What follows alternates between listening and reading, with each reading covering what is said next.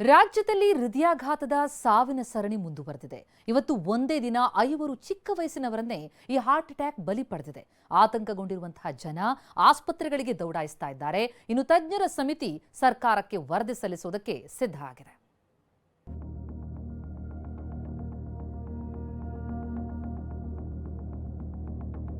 ನಿಲ್ಲುತ್ತಿಲ್ಲ. ರಾಜ್ಯದಲ್ಲಿ ಹೃದಯಾಘಾತದಿಂದ ಮೃತಪಡುತ್ತಿರುವವರ ಸಂಖ್ಯೆ ನಿಲ್ಲುತ್ತಲೇ ಇಲ್ಲ. ವಯಸ್ಸಲ್ಲದ ವಯಸ್ಸಲ್ಲೇ ಯುವಕರ ಹೃದಯ ಸ್ತಬ್ಧವಾಗುತ್ತಿದೆ. ಈಗ ಖುಷಿಯಿಂದ ಇದ್ದವರು ಕೆಲವೇ ಕ್ಷಣಗಳಲ್ಲಿ ಸಾವಿನ ಮನೆ ಸೇರ್ತಿದ್ದಾರೆ. ಹಾಸನದಿಂದ ಶುರುವಾದ ಹಾರ್ಟ್ ಅಟ್ಯಾಕ್ ಸಾವಿನ ಸರಣಿ ಜಿಲ್ಲೆಗಳಲ್ಲೂ ಎಳೆ ಜೀವಗಳನ್ನ ಬಲಿ ಪಡೆಯುತ್ತಿದೆ. ಲಬ್ ಡಬ್ ಎನ್ನುತ್ತಿದ್ದ ಹೃದಯ ದಿಢೀರ್ ಸ್ತಬ್ಧ. ರಾಜ್ಯದಲ್ಲಿ ಇಂದು ಒಂದೇ ದಿನ 5 ಮಂದಿ ಚಿಕ್ಕ ವಯಸ್ಸಿನವರು ಬಲಿ. ರಾಜ್ಯದಲ್ಲಿ ಯುವಕ ಯುವತಿಯರನ್ನೇ ಹೃದಯಾಘಾತ ಟಾರ್ಗೆಟ್ ಮಾಡಿದೆ. ಇಂದು ಒಂದೇ ದಿನ 5 ಮಂದಿ ಚಿಕ್ಕ ವಯಸ್ಸಿನವರು ಬಲಿಯಾಗಿದ್ದಾರೆ. ಧಾರವಾಡದಲ್ಲಿ ಹೃದಯಾಘಾತಕ್ಕೆ 25 ವರ್ಷದ ಯುವತಿ ಬಲಿಯಾಗಿದ್ದಾಳೆ.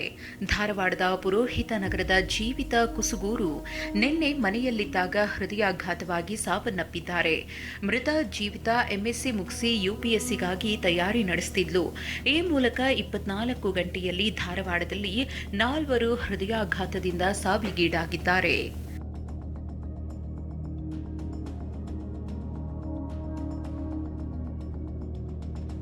ದಾವಣಗೆರೆಯಲ್ಲಿ 22 ವರ್ಷದ ಯುವಕ ಹೃದಯಾಘಾತಕ್ಕೆ ಬಲಿ. ದಾವಣಗೆರೆಯಲ್ಲಿ ಹೃದಯಾಘಾತಕ್ಕೆ 22 ವರ್ಷದ ಅಕ್ಷಯ್ ಎಂಬ ಯುವಕ ಮೃತಪಟ್ಟಿದ್ದಾನೆ. ಜಯನಗರದ ನಿವಾಸಿ ಉದ್ಯಮಿ ರೇಖಾ ಮುರುಗೇಶ್ ಪುತ್ರ ಅಕ್ಷಯ್ ಮನೆಯಲ್ಲಿ ಏಕಾಏಕಿ ಕುಸಿದು ಬಿದ್ದಿದ್ದಾನೆ. ತಕ್ಷಣವೇ ಆತನನ್ನ ಆಸ್ಪತ್ರೆಗೆ ಕರೆದೊಯ್ಯಲಾಯಿತು. ಆದರೆ ಮಾರ್ಗ ಮಧ್ಯದಲ್ಲೇ ಅಕ್ಷಯ್ ಪ್ರಾಣ ಪಕ್ಷಿ ಹಾರಿ ಹೋಗಿತ್ತು. ಮದುವೆಯಾಗಿ 3 ವಾರವಾಗಿದ್ದ ಯುವಕನಿಗೆ ಹಾರ್ಟ್ ಅಟ್ಯಾಕ್. ಕಲಬುರಗಿ ಜಿಲ್ಲೆಯಲ್ಲಿ ಮದುವೆಯಾಗಿ 3 ವಾರವಾಗಿದ್ದ ಯುವಕ ಹೃದಯಾಘಾತಕ್ಕೆ ಬಲಿಯಾಗಿದ್ದಾನೆ.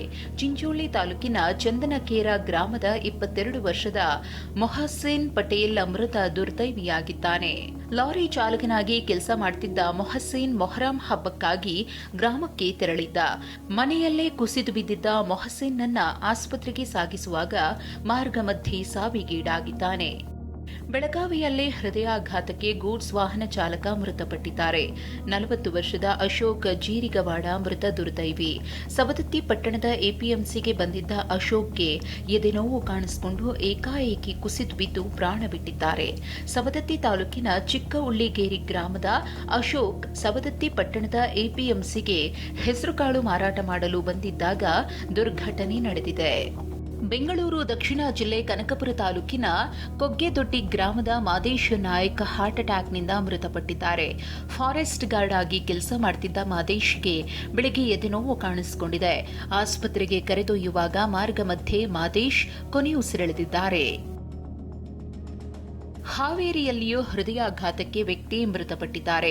ಕಂಚಾರಗಟ್ಟಿ ನಿವಾಸಿ 31 ವರ್ಷದ ಹನುಮಂತ ಎಲೆಗಾರ ಕೂಡ ಹೃದಯಾಘಾತದಿಂದ ಮೃತಪಟ್ಟಿದ್ದಾರೆ. ಇಂಜಿನಿಯರ್ ಆಗಿದ್ದ ಹನುಮಂತ ಬೆಂಗಳೂರಿನಲ್ಲಿ ಕೆಲಸ ಮಾಡುತ್ತಿದ್ರು. ಏಕಾಏಕಿ ಎದೆನೋವು ಕಾಣಿಸಿಕೊಂಡಿದ್ದು ಆಸ್ಪತ್ರೆಗೆ ಕರೆದೊಯ್ಯುವಾಗ ಅಸುನೀಗಿದ್ದಾರೆ.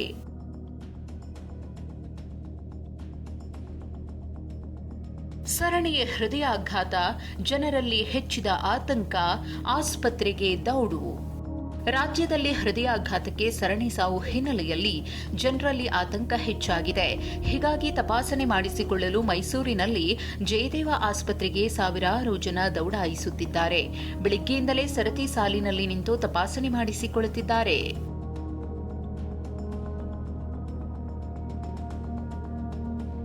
ಹೃದಯಾಘಾತದಿಂದ ಸರಣಿ ಸಾವಿಗೆ ಮಾಂಸಾಹಾರ ಸೇವನೆ ಕಾರಣ ಅಂತ ಶಾಸಕ ಎಚ್.ಡಿ. ರೇವಣ್ಣ ಅಭಿಪ್ರಾಯಪಟ್ಟಿದ್ದಾರೆ. ಬೀಗರೂಟದಲ್ಲಿ ಅತಿಯಾದ ರೆಡ್ ಮೀಟ್ ಸೇವನೆ ಮಾಡುತ್ತಿದ್ದಾರೆ. ಹಾಸನ ಜಿಲ್ಲೆಯಲ್ಲಿ ಬಾರ್ ಅಂಡ್ ರೆಸ್ಟೋರೆಂಟ್ಗಳ ಸಂಖ್ಯೆ ಹೆಚ್ಚಾಗಿದೆ. ಇದರಿಂದ ಅನಾಹುತವಾಗುತ್ತಿದೆ ಎಂದು ವೈದ್ಯರ ಜೊತೆಗಿನ ಸಭೆಯಲ್ಲಿ ಪ್ರಸ್ತಾಪಿಸಿದ್ದಾರೆ.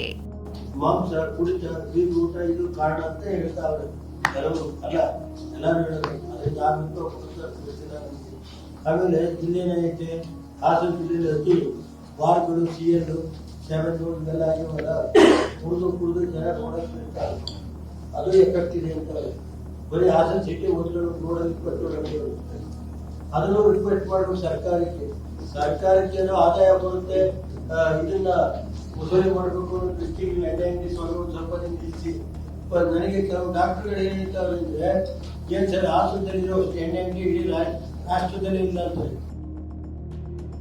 ನಾಳೆ ಸರ್ಕಾರಕ್ಕೆ ಅಂತಿಮ ವರದಿ ಸಲ್ಲಿಸಲಿರುವ ತಾಂತ್ರಿಕ ಸಮಿತಿ. ಹಾಸನ ಜಿಲ್ಲೆಯಲ್ಲಿ ಹೃದಯಾಘಾತದಿಂದ ಸಾವಿನ ಸಂಖ್ಯೆ ಹೆಚ್ಚಳ ಹಿನ್ನೆಲೆಯಲ್ಲಿ ತಾಂತ್ರಿಕ ಸಮಿತಿ ನಾಳೆ ಸರ್ಕಾರಕ್ಕೆ ಅಂತಿಮ ವರದಿ ಸಲ್ಲಿಸಲಿದೆ. ನಾಳೆ ಹಾಸನದಿಂದ ಬೆಂಗಳೂರಿಗೆ ಆಗಮಿಸಲಿರುವ ತಜ್ಞರ ಸಮಿತಿ ಜಯದೇವ ಹೃದ್ರೋಗ ಆಸ್ಪತ್ರೆಯಲ್ಲಿ ಡಾಕ್ಟರ್ ರವೀಂದ್ರನಾಥ್ ಜೊತೆ ಸಭೆ ನಡೆಸಲಿದೆ. ಬಳಿಕ ಆರೋಗ್ಯ ಸಚಿವ ದಿನೇಶ್ ಗುಂಡೂರಾವ್ ಅವರಿಗೆ ವರದಿ ಸಲ್ಲಿಸಲಿದೆ. ತಾಂತ್ರಿಕ ಸಮಿತಿ ಈಗಾಗಲೇ 80% ವರದಿ ಸಿದ್ಧಪಡಿಸಿದೆ. ಡಾಕ್ಟರ್ ರವೀಂದ್ರನಾಥ್ ಇಂದು ಹಾಸನ ಡಿಎಚ್ಒ ಡಿಸಿಯಿಂದ ಸಂಪೂರ್ಣ ಮಾಹಿತಿ ಪಡೆಯಲಿದ್ದಾರೆ.